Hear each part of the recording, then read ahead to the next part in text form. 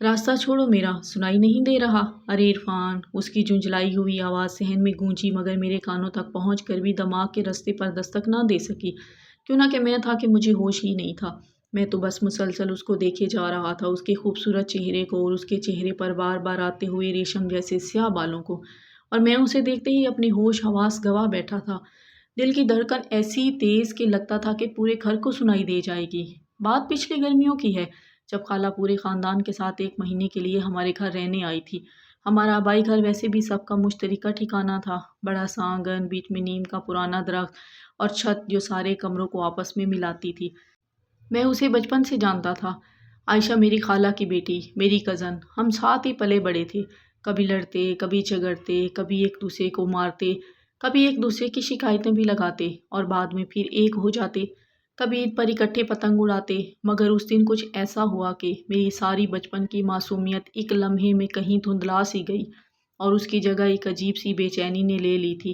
ہوا یوں کہ دوپہر کے 3 بجے تھے۔ لوڈ شیڈنگ کی وجہ سے گھر کے سب لوگ نیچے صحن میں چارپائیوں پر اونگ رہے تھے۔ میں چھت پر گیا تھا کہ تار پر سوکھے کپڑے اتار کر لاؤں۔ امی نے کہا تھا بارش آنے والی ہے۔ میں سیڑھیاں چڑھ کر جیسے ہی چھت پر پہنچا، سامنے کا منظر دیکھ کر میرے قدم وہیں پر جم گئے۔ وہاں پر کھڑی تھی، اکیلی، منڈیر کے پاس۔ اس نے ہلکے گلابی رنگ کا سوتی جوڑا پہنا ہوا تھا، دوپٹہ کندھے سے سرک رہا تھا، بار بار کونی پر آ گیا تھا اور ہوا کے ہلکے جھونکوں سے اس کے کھلے بال لمبے بار بار اس کے چہرے پر آ رہے تھے۔ وہ بار بار اپنے نازک ہاتھ کی پشت سے انہیں ہٹاتی اور وہ ضدی لٹیں پھر سے اس کے گالوں پر آ کر اس کی آنکھوں پر آ جاتی اور اس کے ہونٹوں کے کونے تک آ گرتی۔ میں نے آج سے پہلے عائشہ کو 1000 بار دیکھا تھا، اور کیوں نہ دیکھتا؟ ہم بچپن میں ایک ہی جگہ پل بڑھ کر بڑے ہوئے تھے، مگر اس دن جیسے اس کو میں نے پہلی بار دیکھا، اس کا سانولا سا چمکتا چہرہ، دھوپ میں تپ کر گلابی ہوتی ہوئی رنگت، بڑی بڑی بھوری آنکھیں جن میں شرارت کے بجائے ایک انجانی سی سنجیدگی تھی، اور وہ بال، اللہ معافی، ایسے سیاہ اور گھنے کہ لگتا تھا رات کا کوئی ٹکڑا اتر کر اس کے کاندھوں پر آ گیا ہو۔ وہ منڈیر سے نیچے گلی میں دیکھ رہی تھی، شاید سبزی والے کا انتظار کر رہی تھی، اور اسے بالکل بھی خبر نہیں تھی کہ اسے 3 قدم پیچھے کوئی شخص بت بنا کھڑا ہے، جس کا دل، دماغ، سانس، سب کچھ اس کے ایک انداز پر قربان ہو رہا ہے۔ راستہ چھوڑو میرا! وہ اچانک مڑی، کیوں نہ کہ میں انجانے میں عین اس کے سوکھے کپڑوں کے بیچ کھڑا تھا۔ اس کی آواز پر میں ہڑبڑا گیا مگر ہل نہیں سکا۔ میری نظریں ابھی بھی اس کے چہرے پر جمی ہوئی تھی۔ اس کے ماتھے پر پسینے کی ننھی بوندیں تھیں۔ گرمی اور ہوا سے اس کی ناک کی کلی ہلکی سی ہل رہی تھی، اور جب وہ خفا ہوئی تو اس کے گالوں پر پڑنے والا ڈمپل اور بھی گہرا ہو گیا تھا۔ میں اسے دیکھتے ہی اپنے ہوش حواس گنوا بیٹھا تھا۔ اس بات کی خبر اس کو تھی شاید، یا پھر نہیں بھی تھی۔ مجھے نہ گرمی لگ رہی تھی، نہ سردی لگ رہی تھی، نہ بھوک لگ رہی تھی، نہ پیاس کا احساس تھا، اور نہ ہی یاد تھا کہ میں چھت پر کس لیے آیا تھا اور کس کام کے لیے آیا تھا۔ میں یہاں کپڑے اتارنے آیا ہوں۔ بس ایک ہی دھن سوار تھی کہ کاش یہ لمحہ یہیں رک جائے، یہ ہوا یوں ہی چلتی رہے، اس کے بال یوں ہی اس کے چہرے پر آتے رہیں، اور میں اسے یوں ہی چھپ کر، ڈر کر، کانپ کر اسے دیکھتا رہوں۔ عرفان کا دماغ خراب ہے تمہارا؟ کہاں گم ہو؟ ہٹو سامنے سے! اس نے اپنے ہاتھ سے میرے چہرے کے آگے ہاتھ ہلایا۔ اس کے ہاتھ سے صابن اور ہلکی سی عطر کی خوشبو آ رہی تھی، اور وہ خوشبو سیدھا میرے دل تو کیا دماغ میں بھی اتر گئی۔ میں ایک قدم پیچھے ہوا مگر نظریں نہیں ہٹا سکا۔ وہ جھنجھلا کر خود ہی مجھے بازو سے پکڑ کر سائڈ پر کر کے آگے بڑھ گئی اور کپڑے اتارنے لگی، اور میں دیوار کے ساتھ لگ کر کھڑا ہو گیا، کیوں نہ کہ ٹانگوں میں اتنی جان نہیں تھی کہ سیڑھیاں اتر سکتا۔ اس دن کے بعد گھر کی ہر چیز بدلی بدلی سی لگنے لگی۔ وہی آنگن جس میں ہم کرکٹ کھیلا کرتے تھے اب اس کے ہنسنے کی آواز سے گونجا کرتا تھا۔ وہی کچن جس میں چپکے چپکے سے اچار چراتا تھا اب وہاں اس کے ہاتھ کی بنی چائے کی مہک بس گئی تھی۔ وہی چھت جو صرف سونے کے لیے تھی اب میری عبادت گاہ بن گئی تھی، کیوں نہ کہ پتہ تھا کہ مغرب کے بعد وہ ٹھنڈی ہوا کھانے اوپر ضرور آئے گی، اور میں بہانہ بنا کر پہلے سے وہاں جا کر بیٹھ جاتا تھا، صرف اس لیے کہ دور سے اسے دیکھ سکوں، اس کے چہرے پر آتے ہوئے بالوں کو گن سکوں، اور اس ایک آدھ نظر پر ساری رات گزار دوں جو غلطی سے میری طرف ڈال دیتی تھی۔ یہ عشق نہیں تھا، یہ قید تھی، اور قید بھی ایسی کہ زنجیریں خود پہننے کو جی چاہتا تھا، کیوں نہ کہ وہ کزن تھی، اسی گھر کی فرد، خالہ کی بیٹی، جس کے ساتھ بچپن کی ہر شرارت جڑی تھی، جس کے ساتھ بچپن کی ہر یاد جڑی تھی۔ اب اسے دیکھ کر دل کیسے نہ مچلتا بھلا! یہ بات میں کسی سے کہہ بھی نہیں سکتا تھا، نہ امی سے نہ دوستوں سے۔ رات کو تکیے کے نیچے منہ دے کر اپنے آپ سے لڑتا رہتا تھا کہ عرفان یہ غلط بات ہے، یہ راستہ ٹھیک نہیں ہے۔ مگر اگلی صبح جب وہ ناشتے کی میز پر میرے سامنے آ کر بیٹھتی، اپنی پلیٹ میں پراٹھا ڈالتی اور بالوں کی ایک لٹ دانتوں میں دبا کر سوچتی کہ آج کیا پہنوں، تو میرا سارا ایمان، ساری عقلیں، سارے وعدے، ساری سوچ، سب کے سب ہوا ہو جاتے تھے۔ میں بس مسلسل اس کو دیکھے جا رہا تھا، اس کے خوبصورت چہرے کو، اس کے چہرے پر آتے ہوئے خوبصورت بالوں کو۔ میں اسے دیکھتے ہی اپنے ہوش گنوا بیٹھتا تھا۔ اس دن کے بعد گھر کا ہر کونا میری نظر میں عائشہ کا عکس بن گیا تھا۔ میں چھپ چھپ کر اسے دیکھتا تھا۔ جب وہ صحن میں بیٹھ کر امی کے ساتھ سبزی کاٹتی تھی تو میں بہانہ بنا کر چارپائی پر کتاب کھول کر بیٹھ جاتا تھا۔ کتاب کے صفحے الٹے رہتے تھے مگر میری آنکھیں صفحوں پر نہیں ہوتی تھی۔ مجھے کہاں ہوش ہوتا تھا کہ میں نے کتاب پڑھنی ہے۔ میں تو اس کے ہاتھوں پر دیکھتی جو مہارت سے مٹر چھیل رہے ہوتے تھے، اس کے جھکے ہوئے چہرے پر ہوتی تھی جس سے وہ وہی ضدی لٹیں بار بار پھسل کر اس کے گال پر آ کر گرتی تھی اور وہ ان کو ہٹاتی تھی۔ وہ ہر بار ہونٹ دبا کر پھونک مار کر اسے ہٹانے کی ناکام کوشش کرتی تھی۔ میں اسے دیکھتے ہی اپنے ہوش حواس گنوا بیٹھتا تھا۔ دل چاہتا تھا کہ اٹھ کر خود لٹ اس کے کان کے پیچھے کر دوں، مگر پاؤں میں زنجیریں تھیں، رشتوں کی زنجیریں، لحاظ کی زنجیریں، کزن لفظ کی زنجیریں۔ پھر وہ شام آئی جب دسترخوان پر سب اکٹھے بیٹھے تھے، سالن، روٹی، رائتا اور درمیان میں خالہ کے ہاتھ کا اچار۔ ابو کھانے سے پہلے خبر نامہ سن رہے تھے، امی سب کو سالن ڈال کے دے رہی تھی اور عائشہ میرے بالکل سامنے بیٹھی تھی۔ آج اس نے پیلے رنگ کی قمیض پہنی تھی، دوپٹہ گلے میں ڈالا ہوا تھا اور کھانے کی بھاپ سے اس کی ناک کی نتنی پر پسینے کا ایک ننھا سا قطرہ چمک رہا تھا۔ میں نوالا توڑتا، اسے دیکھتا، پانی پیتا اور اسے دیکھتا۔ میری حالت اس مجرم جیسی تھی جو جانتا تھا کہ پکڑا جائے گا مگر پھر بھی چوری سے باز نہیں آتا تھا۔ اچانک خالہ ہنسی اور انہوں نے وہ جملہ کہہ دیا جس نے میرے دل پر ہتھوڑے کی طرح چوٹ ماری۔ انہوں نے امی سے کہا، بھابھی دیکھنا یہ دونوں کتنے سیٹ لگتے ہیں۔ عرفان اتنا سنجیدہ ہوا اور ہماری عائشہ اتنی شرارتی۔ اگر ان دونوں کی جوڑی بن جائے تو کیا ہی بات ہو۔ یہ کہہ کر خالہ زور سے ہنسی، امی نے بھی کہکا لگایا، ابو نے اخبار کے پیچھے سے مسکرا کر دیکھا اور چھوٹے بھائی نے تو سیٹی بجاتے ہوئے بھابھی بھابھی کہہ کر بلانا بھی شروع کر دیا، مگر میرے ہاتھ سے نوالا گر گیا۔ گلاس اٹھایا تو پانی ہاتھ کانپنے کی وجہ سے کرتے پر گر گیا اور عائشہ، اس کا چہرہ ایک لمحے میں سرخ ہو گیا تھا۔ نہ جانے وہ کیا سوچ رہی تھی، مارے شرم کے وہ سر جھکائے آنکھیں جھکائے بیٹھی رہی جیسے کسی نے انگار رکھ دیا ہو۔ اس نے جلدی سے سر جھکا لیا مگر اس سے پہلے میں نے دیکھ لیا تھا اس کو۔ اس کی پلکیں تیزی سے چپک رہی تھی، ادھر ادھر دیکھ رہی تھی، سر جھکا ہوا تھا اور اس کے چہرے پر شرم، حیرت اور ایک انجانی سی گھبراہٹ بھی تھی۔ تینوں رنگ ایک ساتھ پھیل گئے تھے۔ میں سمجھ نہیں پا رہا تھا کہ یہ ہاں کے ہیں یا نہ کے ہیں۔ بہت زیادہ وہ کنفیوز تھی۔ اس نے ایک نظر اٹھا کر میری طرف دیکھا، بس ایک پل کے لیے، اور ایک پل میں مجھے لگا جیسے اس نے میرے دل کے سارے راز پڑھ لیے ہوں۔ وہ نظر سوال بھی تھی اور جواب بھی تھی، شکوہ بھی تھی اور اجازت بھی۔ اور پھر اس نے فوراً نظریں چرا لی اور زور زور سے روٹی توڑنے لگی جیسے اس کا سارا غصہ بیچاری روٹی پر نکال رہی ہو وہ۔ خالہ کچھ بھی بولتی رہتی ہیں آپ، عائشہ نے نخرے سے کہا اور اٹھ کر کچن میں چلی گئی، مگر اس کے جانے کے انداز میں بھاگنے جیسی تیزی تھی۔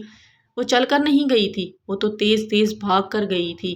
پتہ نہیں گھبرا گئی تھی یا شرما گئی تھی، لیکن وہ وہاں سے چلی گئی جیسے وہ اپنے دل کی دھڑکن سب سے چھپا رہی ہو کہ کہیں اس کے دل کی دھڑکن کا شور سب نہ سن لے۔ اور میں وہیں پتھر کا بت بنا بیٹھا رہا۔ امی نے ٹوکا، ارے عرفان کھانا کھاؤ، کیا سوچنے لگ گئے ہو؟ مگر مجھے کہاں ہوش تھا کھانے کا۔ خالہ کے مذاق نے وہ قفل توڑ دیا تھا جو میں مہینے سے اپنے دل پر لگائے بیٹھا تھا۔ اب ہر چیز کا مطلب بدل گیا تھا، اب ہر نظر کا ترجمہ کرنا تھا۔ کیا اسے بھی پتہ چل گیا تھا کہ میرے دل میں کیا ہے؟ کیا وہ میری نظروں سے میرے دل کا حال جان سکتی تھی؟ کیا اسے بھی پتہ چل گیا تھا؟ کیا وہ بھی چھت پر جب جاتی تھی تو جان بوجھ کر منڈیر کے آس پاس کھڑی رہتی تھی؟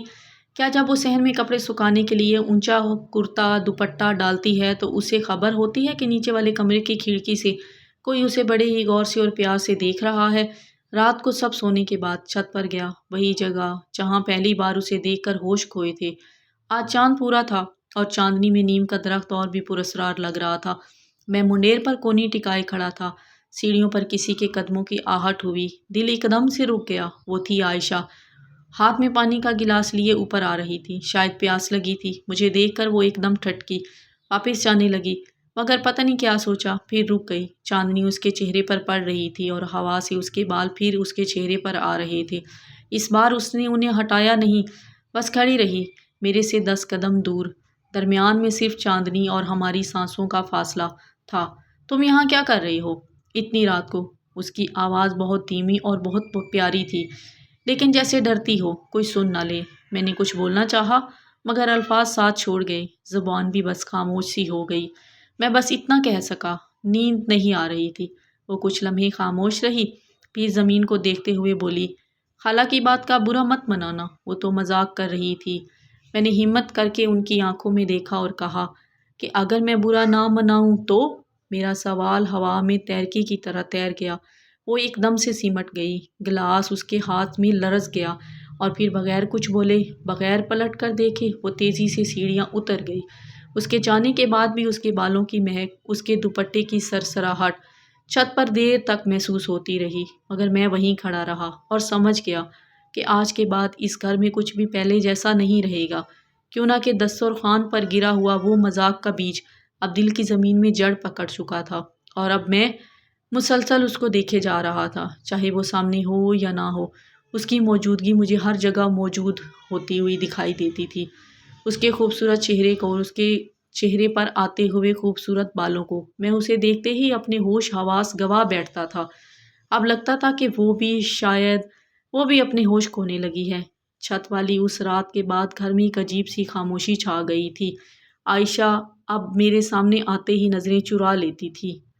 میرے سامنے وہ جب بھی آتی دوپٹہ پہلے سے زیادہ سنبھال کر رکھتی تھی، اور جب بھی کمرے سے گزرتے ہوئے ہم آمنے سامنے اتفاقاً آ جاتے تو وہ جلدی سے گزر جاتی، اور نظریں تو ہمیشہ جھکا کر اور سر بھی جھکا کر رکھتی تھی، جیسے وہ کوئی مجرم ہو۔ اور میں اسے دیکھتے ہی اپنے ہوش حواس گوا بیٹھتا تھا۔ اس کے قدموں کی آہٹ پر بھی دل کی دھڑکن تیز ہو جاتی تھی۔ پتہ نہیں کیوں اس دل کو پتہ چل جاتا تھا کہ وہ دور سے آ رہی ہے۔ جب وہ بالوں کو باندھ کر کچن میں کام کرتی تو میں بہانہ بنا کر پانی پینے کے لیے چلا جاتا تھا، صرف اسی لیے کہ ایک نظر اسے دیکھ سکوں۔ اسے دیکھتے دیکھتے میرا دل نہیں بھرتا تھا، دل کی ہر وقت یہی خواہش ہوتی تھی کہ وہ آس پاس رہے، نظروں کے سامنے رہے، اس کے چہرے پر آتے ہوئے خوبصورت بالوں کو دیکھ سکوں۔ پھر وہ جمعے کا دن آ گیا۔ خالو کا فون آیا کہ شہر سے کچھ رشتہ دار آئے ہیں۔ خالہ، امی، ابو، چھوٹے، سب کو ان سے ملنے جانا تھا۔ عرفان بیٹا تم گھر پر ہی رہو، عائشہ بھی ہے، پیچھے سے دروازہ بند کر لینا، امی نے جاتے جاتے کہا اور چلے گئے۔ گاڑی کے اسٹارٹ ہونے کی آواز آئی، پھر وہ آواز بھی گلی کے موڑ پر گم ہو گئی، اور پورے گھر میں وہ سناٹا سا چھا گیا جس میں صرف ہم دونوں تھے، میں اور وہ۔ میں اپنے کمرے میں تھا، کتاب سامنے کھلی تھی، مگر لفظ پڑھے نہیں جا رہے تھے، کیوں نہ کہ دماغ میں بس وہ تھی۔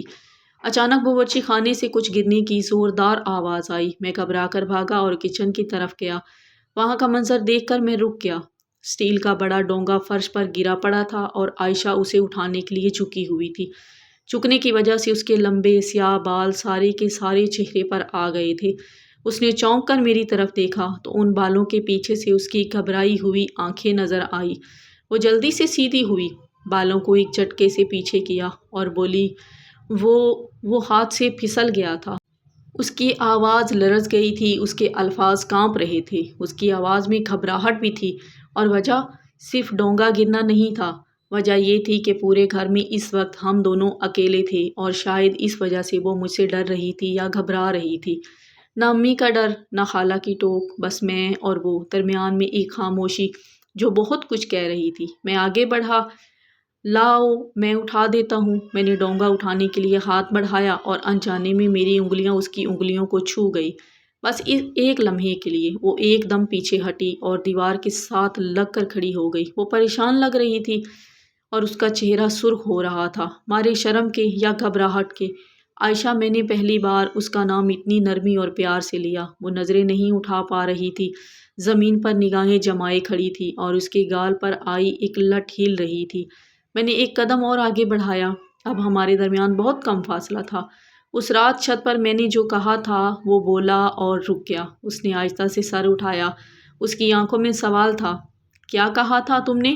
اس نے بہت دھیمی آواز میں پوچھا۔ میں نے ہمت جمع کی اور کہا، میں نے کہا تھا کہ اگر میں برا نہ مناؤں تو، اور تم بنا جواب دیے ہی وہاں سے چلی گئی تھی۔ خالہ کے مذاق کا برا نہ مناؤں تو کمرے میں ایک دم سے خاموشی چھا گئی۔ باہر نیم کے درخت پر کوئی چڑیا بولی، گلی میں کہیں دور سے آواز آئی، مگر ہمارے لیے وقت پھر سے تھم چکا تھا۔ ایسا لگتا تھا کہ آس پاس کا ماحول بھی کچھ کہہ رہا ہو، بہت خاموش سا۔ وہ میری آنکھوں میں دیکھ رہی تھی اور میں اس کی آنکھوں میں۔ اس کے چہرے پر آئی وہ لٹ ابھی بھی اس کے گال کے پاس تھی۔ مجھ سے رہا نہیں گیا، میں نے آہستہ سے وہ لٹ اس کے چہرے سے ہٹائی اور اس کے کان کے پیچھے کر دی۔ اس کے منہ سے ایک ہلکی سی آواز نکلی اور اس نے آنکھیں بند کر لی۔ عرفان، یہ ٹھیک نہیں ہے، کوئی آ جائے گا، مجھے بہت ڈر لگ رہا ہے، اس نے لرزتی آواز میں کہا، مگر وہ اپنی جگہ سے ہلی نہیں، اسی ایک جگہ ٹک کر کھڑی رہی، دیوار کے ساتھ لگ کر۔ اس کی بند آنکھوں سے ایک آنسو نکل کر گال پر آیا۔ میں نے نرمی سے وہ آنسو صاف کیا۔ کوئی نہیں آئے گا عائشہ۔ میں اسے دیکھتے ہی اپنے ہوش حواس گنوا بیٹھا تھا۔ عائشہ، اس دن چھت پر نہیں، اس سے پہلے بھی، پہلے سے۔ اب جب تم سامنے ہوتی ہو نا تو لگتا ہے کہ سب کچھ بھول جاتا ہوں، اور یہ سچ ہے کہ میں واقعی سب کچھ بھول جاتا ہوں۔ اس نے آنکھیں کھولی۔ اس بار اس کی آنکھوں میں آنسو نہیں تھے، ایک خاموش فیصلہ تھا۔ وہ کچھ نہیں بولی، بس اپنا سر جھکا لیا۔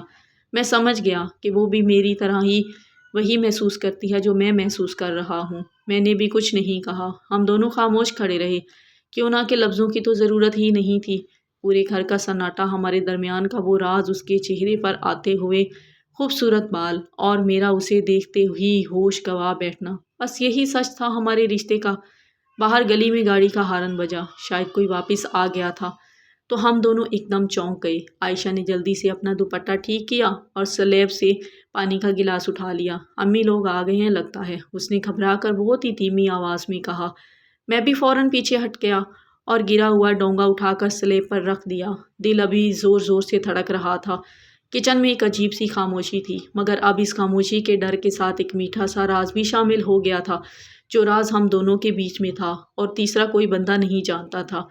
تھوڑی دیر بعد واقعی گیٹ کے کھلنے کی آواز آئی۔ امی، خالہ، ابو اور چھوٹا بھائی سب واپس آ گئے تھے۔ شاید خالہ کو ہم دونوں پر شک ہو گیا تھا، اسی لیے خالہ ہنستی ہوئی کچن میں آئی۔ ارے، تم دونوں یہاں کیا کر رہے ہو؟ اتنا سناٹا کیوں ہے گھر میں؟ وہ ڈونگا گر گیا تھا خالہ، بس وہی اٹھا رہے تھے، عائشہ نے نظریں جھکا کر جواب دیا۔ اس کی آواز نارمل لگنے کی کوشش کر رہی تھی، مگر نارمل لگ نہیں رہی تھی۔ امی کی نظر فوراً عائشہ کے چہرے پر گئی۔ ماؤں کی نظر سب سے تیز ہوتی ہے نا، مائیں اپنی بیٹیوں پر ہر وقت نظر رکھتی ہیں، اسی لیے شاید اس کی ماں کو بھی پتہ چل گیا تھا۔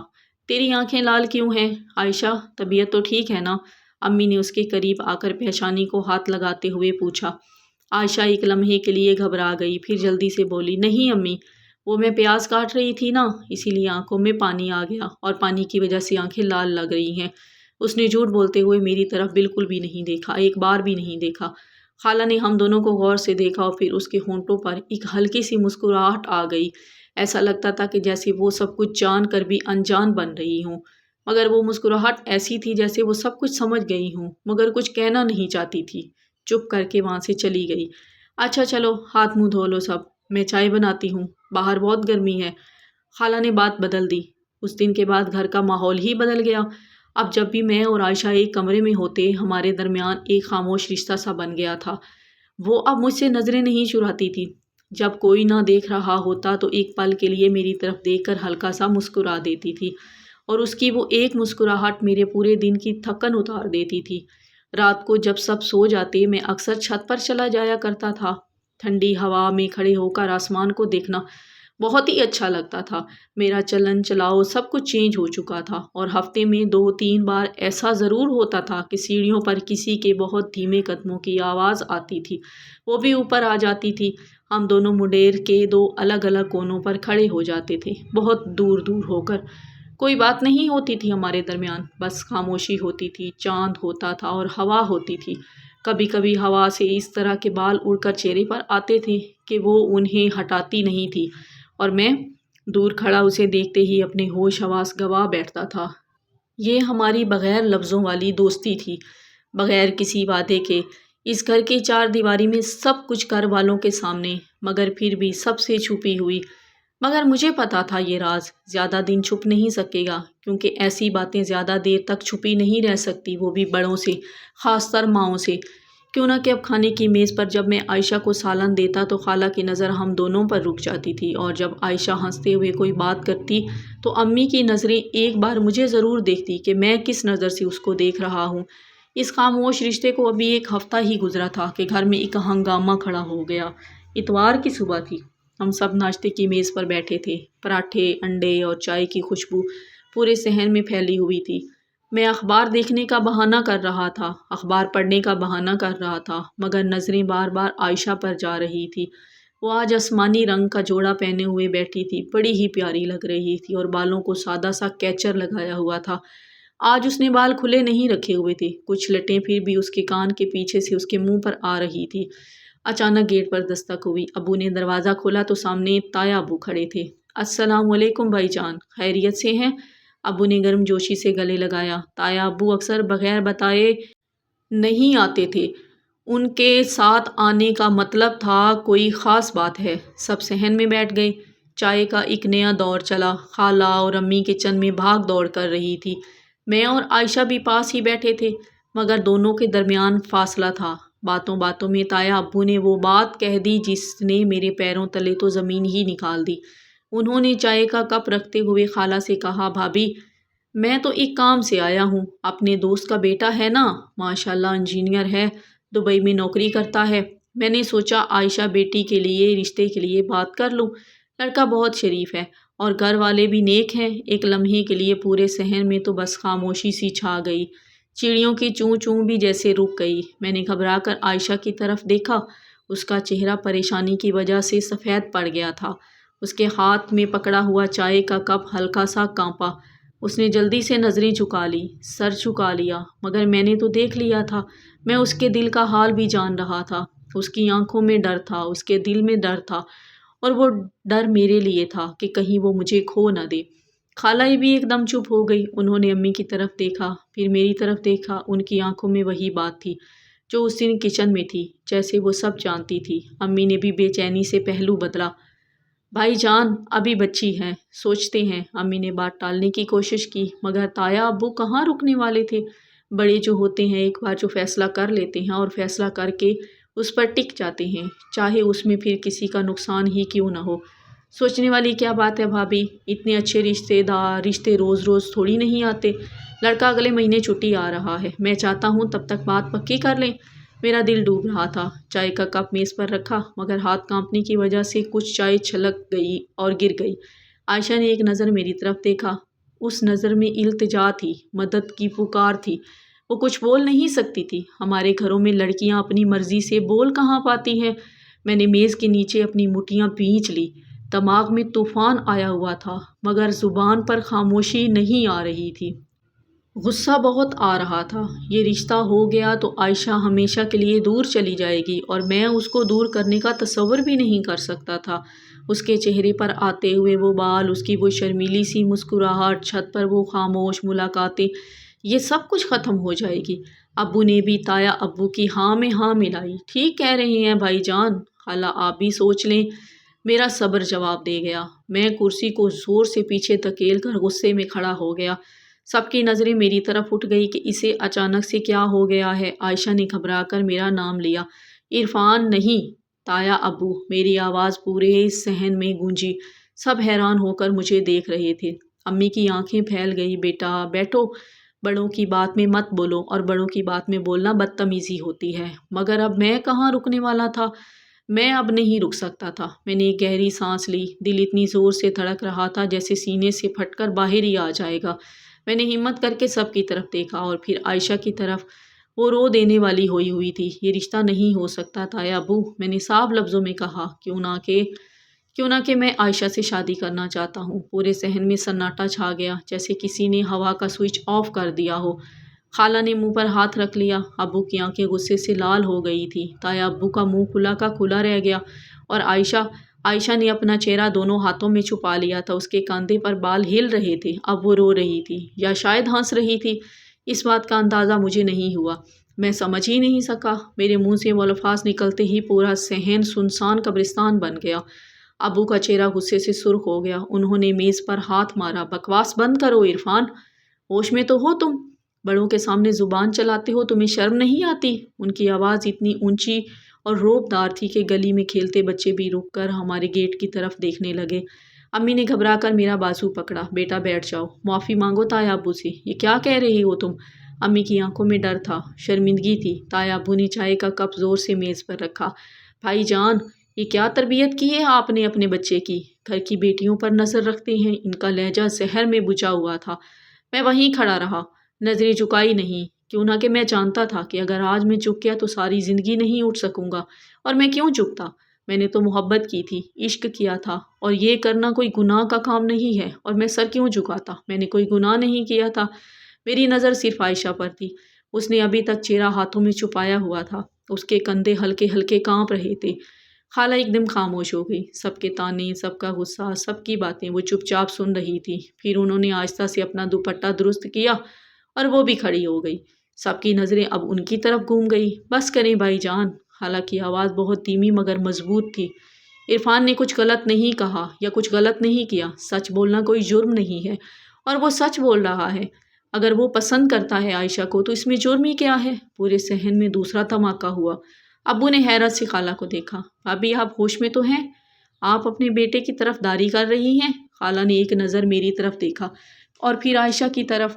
میں کسی کی طرف داری نہیں کر رہی، میں صرف وہ دیکھ رہی ہوں جو آپ سب نہیں دیکھنا چاہتے۔ میں نے پچھلے 1 مہینے سے ان دونوں کو دیکھا ہے۔ یہ بچے نہیں رہے اب، یہ بڑے ہو گئے ہیں۔ ان کی آنکھوں میں ایک دوسرے کے لیے عزت ہے، فکر ہے، پیار ہے جو آپ لوگوں کو نظر نہیں آ رہا۔ اور یہ وہی رشتہ ہے جو ماں باپ باہر سے ڈھونڈتے پھر رہے ہیں۔ تایا ابو غصے سے اٹھ کر کھڑے ہوئے۔ تو کیا آپ اپنی بیٹی اپنے بھانجے کو دیں گی؟ زمانہ کیا کہے گا؟ زمانہ؟ خالہ ہلکا سا مسکرائی اور مسکراہٹ میں دکھ تھا۔ زمانہ تو تب بھی بولے گا جب ہم اپنی بیٹی کسی انجان شخص کے حوالے کر دیں گے۔ زمانے کا تو کام ہے بولنا، باتیں کرنا۔ اب ہم کیا زمانے کی باتوں میں آ کر اپنے بیٹوں کی خوشیاں، بچوں کی خوشیاں قربان کر دیں؟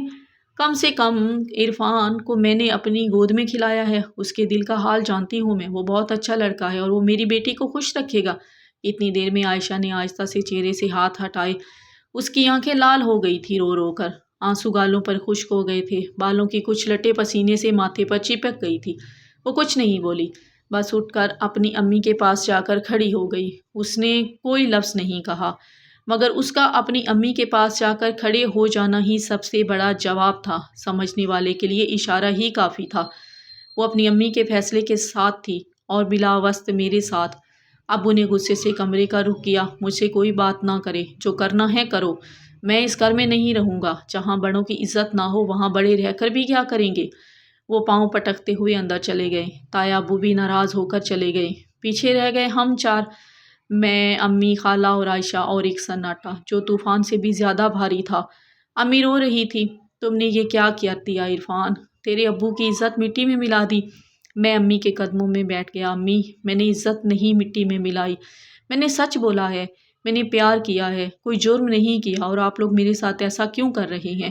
میں عائشہ کو خوش رکھوں گا، میرا یقین کریں، میں وعدہ کرتا ہوں آپ لوگوں سے بڑھ کر عائشہ کا خیال رکھوں گا۔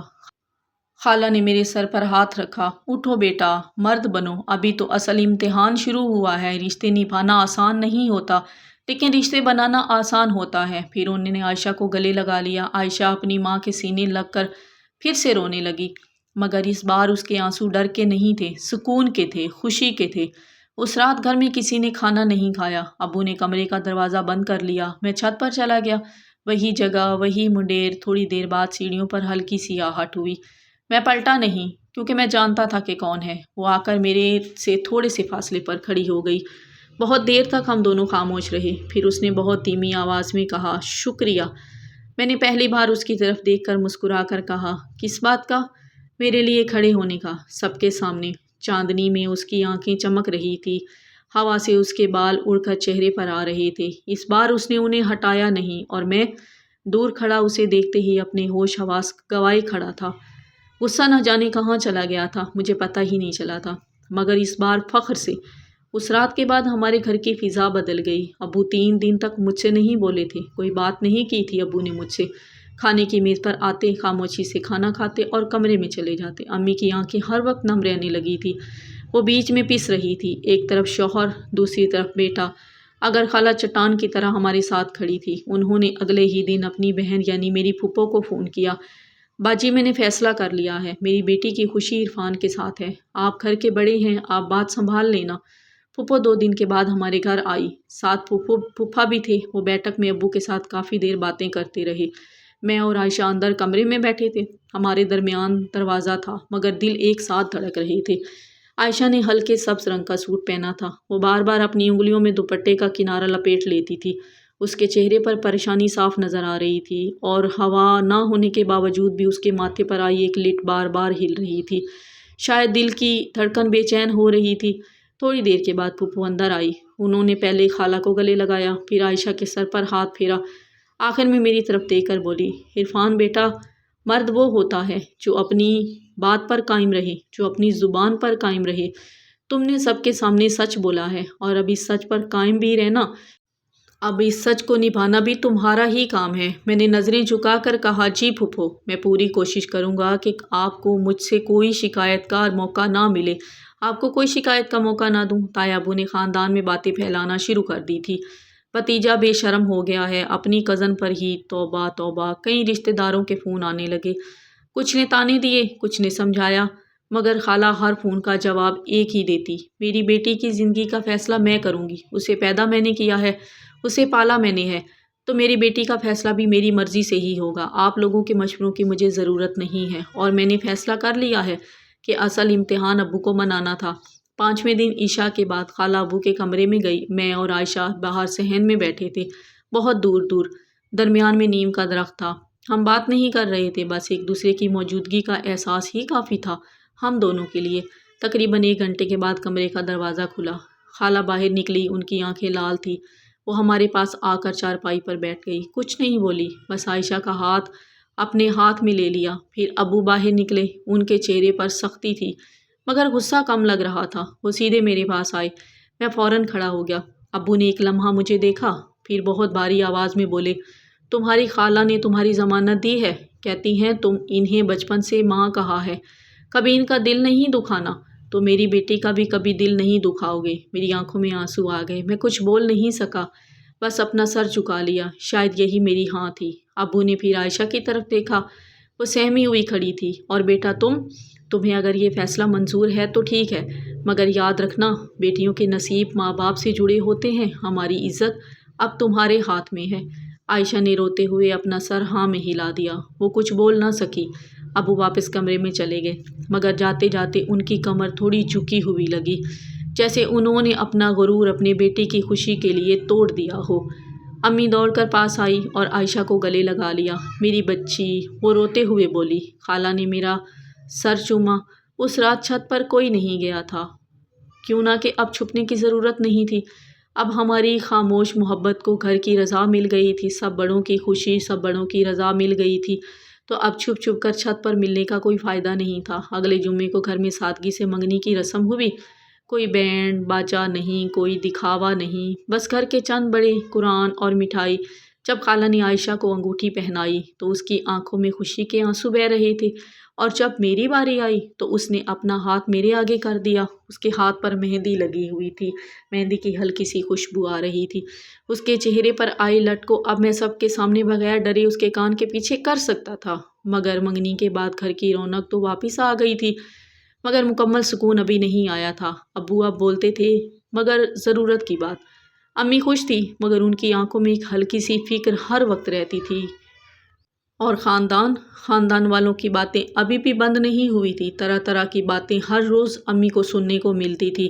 تائی امی جب بھی ملنے آتی طنز کا ایک تیر ضرور چلا کر جاتی، کیونکہ انہیں سکون نہیں ملتا تھا جب تک وہ ہمیں طنز نہ کرتی۔ ہائے خالہ، بیٹی کو گھر میں ہی نپٹا دیا، باہر کے رشتے تو بہت تھے، خالہ مسکرا کر جواب دیتی، بہن بیٹی کا نصیب میں گھر میں ہی تھا تو میں کہاں ڈھونڈنے جاتی۔ اس کے جواب میں تائی امی کا منہ بن جاتا، مگر وہ چپ ہو جاتی۔ میں اور عائشہ اب پہلے سے زیادہ محتاط ہو گئے تھے، منگنی ہو گئی تھی مگر ابھی نکاح تو نہیں ہوا تھا نا، اس لیے ہمیں اب بڑوں کی عزت کا بھی خیال کرنا تھا، اسی لیے ہم دونوں کے درمیان ایک ادب کا پردہ اب بھی حائل تھا۔ ہم اکٹھے کمرے میں بیٹھتے تو دروازہ کھلا رکھتے۔ امی یا خالہ کوئی نہ کوئی بہانہ بنا کر پاس آتی رہتی اور چکر لگاتی رہتی کہ کہیں ہمارے درمیان کوئی غلط رشتہ نہ بن جائے، مگر محبت اپنا راستہ خود بنا لیتی ہے۔ شام کو جب میں دفتر سے آتا تو عائشہ چائے بنا کر لاتی، وہ کپ میز پر رکھتے ہوئے ایک پل کے لیے میری طرف دیکھتی، اس کی آنکھوں میں ہزار باتیں ہوتی، میں کپ اٹھاتے ہوئے ہلکا سا مسکرا دیتا، بس یہی ہماری بات چیت تھی، یہی ہمارا پیار تھا۔ ایک دن امی نے مجھے بازار بھیجا، بیٹا شادی کے لیے کارڈ پسند کرنے ہیں، عائشہ کو بھی ساتھ لے جاؤ، اس کی پسند بھی تو پوچھ لو۔ میرا دل زور سے دھڑکا، یہ پہلا موقع تھا جب ہم دونوں کو اکیلے باہر جانے کا کہا گیا تھا۔ عائشہ نے ہلکی گلابی رنگ کا سوٹ پہنا، دوپٹہ اچھے سے لیا ہوا تھا۔ ہم رکشے میں بیٹھے، پورے راستے دونوں خاموش، اس کے ہاتھ میں پکڑا ہوا چھوٹا سا پرس تھا اور وہ بار بار اسے ٹھیک کر رہی تھی۔ ہوا سے اس کے دوپٹے کا کنارہ اڑ کر میرے کاندھے کو چھو گیا، میں سمٹ کر بیٹھ گیا اور وہ بھی کھڑکی سے باہر دیکھنے لگی۔ کارڈ والی دکان پر پہنچ کر اس نے بہت دھیمی آواز میں کہا، آپ کو کون سا ڈیزائن اچھا لگتا ہے جو تمہیں پسند ہو؟ میں نے جواب دیا۔ اس نے ہلکا سا مسکرا کر ایک سادہ سا سنہری کارڈ اٹھایا۔ یہ بہت پیارا ہے، میں نے کہا۔ بس اتنی سی بات ہوئی، مگر واپسی پر رکشے میں بیٹھے ہوئے ایسے لگا جیسے ہم نے دنیا جہان کی باتیں کر لی ہوں۔ گھر آ کر اس نے کارڈ امی کو دیا۔ امی نے خوشی سے کہا، ماشاء اللہ، دونوں کی پسند تو ایک جیسی ہے۔ شادی کی تاریخ طے ہو گئی۔ 3 مہینے بعد تیاریاں شروع ہو گئی، کپڑوں کی خریداری، گھر کی صفائی، مہمانوں کی لسٹ۔ ایک رات سب سو گئے تھے، میں چھت پر گیا، پرانی عادت تھی نا چھت پر جانے کی، اتنی جلدی تھوڑی نہ جا سکتی تھی۔ آسمان پر آج بادل تھے، چاند چھپا ہوا تھا۔ تھوڑی دیر بعد سیڑھیوں پر قدموں کی آواز آئی، وہ تھی عائشہ۔ وہ میرے کافی فاصلے پر آ کر کھڑی ہو گئی، منڈیر پر ہاتھ رکھ کر بولی، سنا ہے آپ نے چھٹی لے لی ہے شادی کے لیے؟ میں نے جواب دیا، 1 مہینے کی۔ خاموش، صرف بادل کے گرجنے کی آواز آئی، عرفان، اس نے پہلی بار میرا نام اتنے پیار سے لیا۔ میں نے چونک کر اس کی طرف دیکھا۔ جی، وہ ابو اب آپ سے ناراض تو نہیں ہے نا؟ اس کی آواز میں فکر تھی۔ میں ہلکا سا ہنسا، نہیں، اب وہ صرف اتنا کہتے ہیں کہ خیال رکھنا، یہی ان کا پیار ہے۔ وہ بھی مسکرا دی۔ چاند بادلوں میں تھوڑا سا نکلا اور اس کی روشنی عائشہ کے چہرے پر پڑی۔ ہوا سے اس کے بال اڑ رہے تھے، چہرے پر آ گئے اس بال۔ میں نے ہاتھ نہیں بڑھایا، کیوں نہ کہ اب مجھے پتا تھا کہ کچھ دن بعد یہ حق ہمیشہ کے لیے میرا ہوگا۔ میں اسے دیکھتے ہی آج پھر سے ہوش حواس گنوا بیٹھا تھا۔ اب ہر گزرتے دن کے ساتھ یہ ہوش، یہ یقین، یہ محبت اور بھی گہری ہوتی جا رہی تھی۔ اب صرف نکاح کا انتظار تھا، اس کے بعد وہ اسی گھر کی، اسی چھت کی ہمیشہ کے لیے ہو کر رہ جاتی۔ 3 مہینے پلک چپکنے میں گزر گئے اور آخر وہ دن آ گیا جس کا ہم سب کو انتظار تھا، خاص طر جس کا مجھے انتظار تھا، اور وہ دن تھا ہمارے نکاح کا دن۔ گھر صبح مہمانوں سے بھرا ہوا تھا، صحن میں شامیانہ لگا تھا، نیم کے درخت پر رنگین لائٹیں جگمگا رہی تھی، خالہ، امی، پھپھو سب کام میں لگی ہوئی تھی۔ مٹھائی کی خوشبو، پھولوں کی مہک اور ڈھولک کی ہلکی ہلکی تھاپ، سب کچھ خواب سلج جیسا لگ رہا تھا۔ میں کمرے میں تیار ہو رہا تھا، کریم رنگ کی شہروانی، سر پر سہرا، آئینے میں خود کو دیکھا تو ایک لمحے کے لیے یقین ہی نہیں آیا، وہی عرفان جو چھت پر چپ چاپ کھڑا عائشہ کو دیکھا کرتا تھا، آج اس کا دولہا بننے جا رہا تھا۔ باہر سے چھوٹے بھائی کی آواز آئی، بھائی جلدی کریں نا، مولوی صاحب آ گئے۔ میں باہر نکلا تو صحن میں بیٹھے سب لوگ کھڑے ہو گئے تھے، ابو بھی موجود تھے وہاں پر۔ انہوں نے آج سفید کرتا پہنا تھا۔ جب میری نظر ان سے ملی تو انہوں نے ہلکا سا سر ہلایا، کوئی لفظ نہیں کہا، مگر اس اشارے میں ہی ساری رضامندی تھی، ساری دعائیں چھپی تھی۔ میری آنکھیں بھر آئی، نکاح کی رسم شروع ہوئی، مولوی صاحب نے خطبہ پڑھا، گواہ بنے، اور پھر وہ لمحہ آیا، کیا آپ کو عائشہ بنت نکاح میں قبول ہے؟ میرے دل کی دھڑکن رک سی گئی۔ میں نے ایک نظر کمرے کے دروازے کی طرف دیکھا، مجھے پتا تھا وہ اندر بیٹھی ہے، سرخ جوڑے میں، میرا انتظار کر رہی ہے، سر جھکائے۔ اس کے چہرے پر آئی لٹ کا تصور کر کے میری آواز بھر آئی، قبول ہے، میں نے کہا 3 بار۔ اندر سے عورتوں کے رونے کی آوازیں آئی، خوشی کے آنسو، خالہ کی سسکی سب سے اونچی تھی۔ نکاح کے بعد میں اندر چلا گیا، وہ صوفے پر بیٹھی تھی، نظریں جھکائے، سرخ جوڑا، ماتھے پر نکاح اور ہاتھوں میں مہندی۔ وہ اتنی پیاری لگ رہی تھی کہ لفظ بھی کم پڑ جائیں اس کی تعریف کرتے کرتے۔ وہ کہتے ہیں نا کہ جس سے دل جڑ جائے وہ دنیا کا سب سے خوبصورت انسان ہوتا ہے۔ میں اس کے پاس بیٹھا، اس نے آہستہ سے نظر اٹھا کر دیکھا، اس کی آنکھوں میں حیا، خوشی اور ایک نیا سکون تھا۔ مبارک ہو، میں نے بہت دھیمے سے کہا۔ اس نے صرف سر ہلا دیا جواب میں، بول نہیں سکی۔ رخصتی کا وقت تھا، سب سے مشکل تھا یہ وقت، خالہ عائشہ کو گلے لگا کر بہت روئی۔ میری بچی اپنا خیال رکھنا۔ امی نے بھی اسے سینے سے لگایا۔ ابو خاموش کھڑے تھے مگر ان کی آنکھیں بھی نم تھی۔ پھر وہ منظر آیا جس کا ڈر تھا۔ گیٹ پر تایا ابو کھڑے تھے۔ سب نے سوچا تھا کہ وہ نہیں آئیں گے۔ وہ آہستہ آہستہ اندر آئے۔ پورے صحن میں خاموشی چھا گئی۔ وہ سیدھا عائشہ کے پاس گئے۔ عائشہ گھبرا کر کھڑی ہو گئی۔ تایا ابو نے جیب سے ایک چھوٹا سا ڈبہ نکالا۔ بیٹا، یہ تمہاری تائی امی نے بھیجا ہے، ناراض مت ہونا ہم سے، بیٹیاں سانجھی ہوتی ہیں سب کی۔ انہوں نے ڈبہ عائشہ کے ہاتھ میں دیا اور اس کے سر پر ہاتھ رکھا۔ عائشہ پھر پھوٹ پھوٹ کر رو دی۔ خالہ بھی رو دی۔ ابو نے آگے بڑھ کر تایا ابو کو گلے لگا لیا۔ سارے گلے شکوے اسی ایک گلے میں ختم ہو گئے تھے۔ رخصتی کے وقت عائشہ نے جاتے جاتے ایک بار پلٹ کر اپنے گھر کو دیکھا، اس آنگن کو، اس نیم کے درخت کو، اس چھت کو جہاں سے ہماری کہانی شروع ہوئی تھی۔ اس کی آنکھوں میں آنسو تو تھے مگر چہرے پر اور دل میں بہت سکون تھا۔ کیوں نہ کہ وہ جانتی تھی کہ وہ اپنی پسند کے ساتھ بہت خوش رہے گی۔ کیوں نہ کہ وہ اس گھر سے نہیں جا رہی تھی، وہ اس گھر میں ایک نئے رشتے کے ساتھ واپس آ رہی تھی۔ گاڑی میں بیٹھتے وقت اس نے اپنا ہاتھ میرے ہاتھ میں دے دیا۔ پہلی بار بغیر کسی ڈر کے، بغیر کسی جھجک کے میں نے اس کا ہاتھ تھاما اور دل میں سوچا میں اسے دیکھتے ہی اپنے ہوش حواس پھر سے گنوا بیٹھا تھا، اور آج اللہ نے میرے ہوش کو، میری محبت کو میرا مقدر بنا دیا تھا۔ اسی دیوار کے اس پار سے اب ہمیشہ کے لیے میرے پہلو میں آ گئی تھی۔ رخصتی کے بعد ہماری گاڑی جب گھر کے گیٹ سے نکلی تو عائشہ نے ایک بار پھر مڑ کر دیکھا۔ نیم کا درخت، صحن، چھت سب پیچھے رہ گئے تھے مگر اس کی آنکھوں میں آنسو کے ساتھ ایک عجیب سا اطمینان بھی تھا۔ کیوں نہ کہ وہ جانتی تھی کہ وہ کہیں باہر تو جا نہیں رہی، وہ اس آنگن میں، اس چھت کے نیچے بس ایک نئے کمرے میں، ایک نئے نام کے ساتھ لوٹ رہی تھی، میری بیوی کے نام سے۔ گھر پہنچے تو امی نے ہمیں دعاؤں کے ساتھ اندر بلایا۔ خالہ نے عائشہ کا ہاتھ پکڑا اور اسے اس کے نئے کمرے میں بٹھا دیا، وہی کمرہ جو اس سے پہلے مہمانوں کے لیے کہلاتا تھا، اب وہ ہمارا کمرہ ہے۔